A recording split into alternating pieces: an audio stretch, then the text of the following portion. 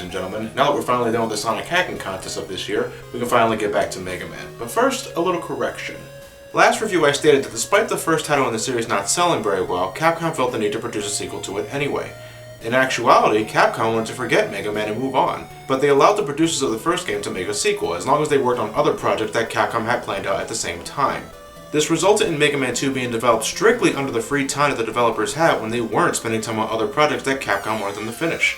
If that isn't dedication, I don't know what is. Mega Man 2 took about 3 to 4 months to develop, so, as a sequel, does it improve upon anything that hindered the original release? I think the answer is pretty obvious at this point, but I can't assume that all of you know what Mega Man 2 is to begin with, so without further ado, let's pop this baby in and see what we got here. The cover's definitely an improvement over the last one, but was Capcom deliberately fucking with the artist responsible for creating the international box arts? Someone of this man's stature would not be taken seriously wearing something like that, and let's just move on. I never did understand why Mega Man was standing on top of this large skyscraper when the title screen appears, but compared to the first game, which was just this boring, empty, generic press start screen, this is definitely an improvement. It even gives us a little backstory. Ever since his defeat in the first game, Dr. Wily has taken upon himself to create 8 evil robot masters of his own with the specific purpose of taking down Mega Man. So I guess Mega Man really did just leave Dr. Wily alone after wiping out his last line of defense. Mega Man, champion of justice, doesn't know how to call police. As Mega Man, it's up to you to take on all 8 robot masters and then give Wily another whomping with hopefully a much more logical conclusion at the end. Structurally speaking, Mega Man 2 is around the same as the first game. Jumping and shooting is the name of the game here. You collect a robot master's power to use at your leisure by defeating them, and you're free to choose any stage in any order you want. I'm sad to say that the point system from the first game has been omitted this time. You know, that thing I completely forgot to talk about last time? The point system, you know, allowing kids to compare high scores to see who had the most bragging right now? I guess it wasn't a big deal then. Anyway, after messing around a little bit, I think it's safe to say that Mega Man controls almost identically to how he did in the first game, but I'm not entirely sure on that.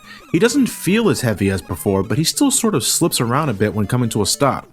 Now, despite the controls not being that different, the level design has seen a significant boost in quality in my honest opinion, so it really doesn't matter to me.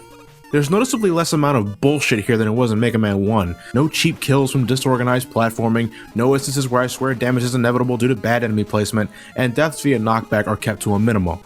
Although that still happens to me every once in a while. Seriously, that's one archaic design choice I'm glad time is forgotten about. Ow, come on! For those that found the task of beating the original Mega Man in one sitting to be too frightening, you'll be glad to know that Mega Man 2 introduces a password system, so you can pick up where you left off in case you got other things to do during the day. I know nowadays it doesn't seem like a big deal, but you gotta remember, the late 80s, where games with battery backups were not only expensive, but exceedingly rare as well. Patience was something I stated that was required in order to survive the challenges that each level contained in the last game, and it still holds true in this game, but here it feels much more rewarding. Careful players can avoid a lot of shit thanks to the improved level structure, and I think that's how it should be. Levels also sport different routes that often contain goodies to collect if the player is skilled enough to reach them. The game encourages and rewards top-notch playing skills, while at the same time not punishing newbies for being bad at the game. E-Tanks, I love you so much. These are also something new to this game. E-Tanks allow Mega Man to fully restore his health in an emergency, and you can hold a total of 4 of them at a time. This makes encounters with Robot Masters a little more forgiving when trying to take them out with your Mega Buster, especially if it's the first Robot Master you selected. You lose any you have when you get a game over though, so watch out. Mega Man 2 definitely isn't as hard as the first title as a result of these changes, but if that wasn't enough, and assuming you're playing the North American release of the game, you're allowed to choose between 2 difficulty options, normal and difficult, with the latter being the original Japanese difficulty. Normal mode pretty much boosts the damage your Mega Buster does, making some enemy encounters and robot matches a complete non-issue.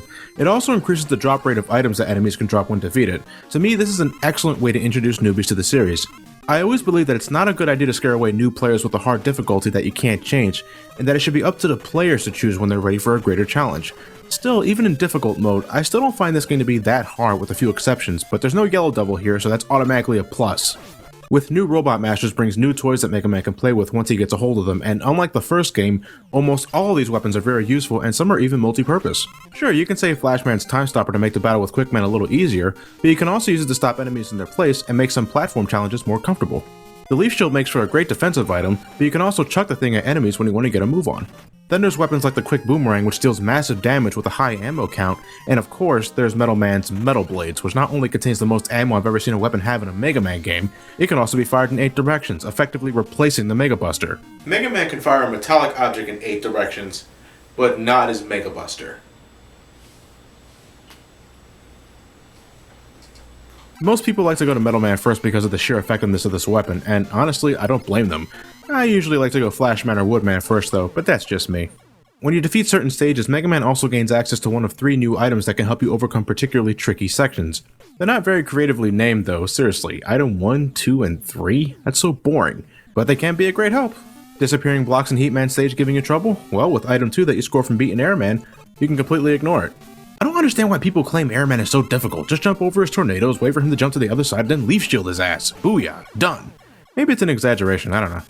Also, where's the magnet beam at? I thought that was a pretty nifty power-up from the last game, but they took it out for this game. It's a shame. Since the new weapons are so much fun to use this time around for me, I think it contributes a lot to the high replayability factor Mega Man 2 has going for it. There's many ways you can complete this game and reach Dr. Wily's fortress, and even though it's still not a very long game, each playthrough can be equally as fun.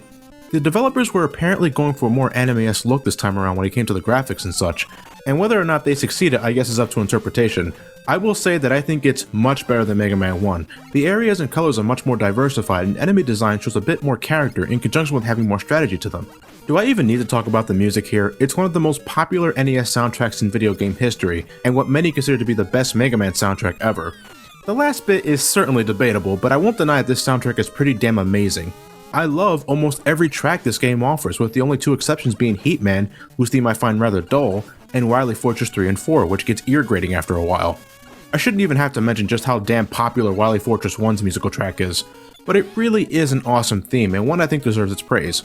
I think it has just about as many remixes as the likes of Super Mario Bros. Overworld theme or Vampire Killer from Castlevania 1. You should give it a listen if you somehow managed to avoid the theme up until this point. Mega Man 2 may not contain nearly the amount of bullshit that Mega Man 1 had, but it still has its share of it. Spikes were notorious in Mega Man 1 as something that could instantly kill our blue bomber, but they were sporadically used in that game. In this game, it's Bubble Man's and Wily Fortress 3's specialty, and if so much as a pixel of Mega Man touches it, bam, down 1 life. I'm not exactly what you would call a fan of the dragon that comes out of fucking nowhere at the end of Wily Fortress 1, and the sheer amount of sprite flickering that can disorient a player enough to fall into the massive bottomless pits that Mega Man hovers over during the fight. In fact, if there's one major technical hiccup Mega Man 2 suffers from, it's sprite flickering. Not only can it be visually distracting, it's just not pleasant to look at. I know the developers probably couldn't help it, but in the end, it's still an issue that can cause problems. The boss at the end of Wily Fortress 4 can be a real asshole too. Its only weakness is the Crash Bomber, which you only have 7 shots of with a full bar of ammo. Nothing else hurts these turrets. If you mess up a shot or use it too many times, guess what? You ain't beating this boss. And when you eventually die, you have to spend time to grind weapon energy to refill your Crash Bomber, or get a game over to refill everything at the expense of doing the stage over again. That's bad design. This is the only time in the game where something like this can happen, mind you, but when it does occur, it's painful to go through no matter what difficulty you choose. Mega Man 2 is the first Mega Man title to incorporate a room where you had to refight all 8 Robot Masters to reach Dr. Wily. The first game had you rebattle them sporadically, but here it's a gauntlet. Nothing to be worried about though, since you have all the weapons necessary to make the Metal Man is afraid of his own weapon? The hell? Huh. Well, the final battle with Dr. Wily is nowhere near as hard as last time thanks to E-Tanks and Metal Blades. Seriously, was this on purpose? It had to be. But Wily manages to escape underground with Mega Man hot on his tail. After a rather creepy run through an empty chamber with no music, Mega Man catches up with Wily who... what? Either that's another robot or Dr. Wily was a goddamn space alien the entire time. Turns out, with enough shots of bubble light, it was merely a hologram of Wily, which, I'll admit, I found pretty funny when I first encountered this boss. Once more, Wily claims that he's not worthy to Mega Man, and Mega Man once again just... leaves. Why does he keep doing that? Also, does anyone else notice this is the second time we defeated Dr. Wily with a great color scheme? I have to ask though, what exactly is he doing in this ending sequence? Am I to believe that he's taking a year-long hike across the seasons? Surely there's other ways to spend your time, not to mention the accompanying musical piece that makes this seem somber as fuck. But what's going on here? Is Mega Man sad that he didn't arrest Dr. Wily? Does he feel alone in his crusade against evil? Well, just a few seconds later, the cheerful, optimistic credits theme takes over, so I'm assuming the developers didn't want me to think too hard on that subject. Still though, I think I'm missing something here. I think it's pretty obvious at this point, but this is something I can classify as a fun game. Now, just to remind you guys, I didn't grow up with the classic series. In fact, I didn't play Mega Man 2 until the late 2000s when I finally began experimenting with some of the classic games. But even though I arrived at the game so late, the amount of fun I had playing it was a testament to how well designed it was. Yeah, the problems I mentioned earlier were things that could have been handled better, but as a whole, Mega Man 2 is a blast.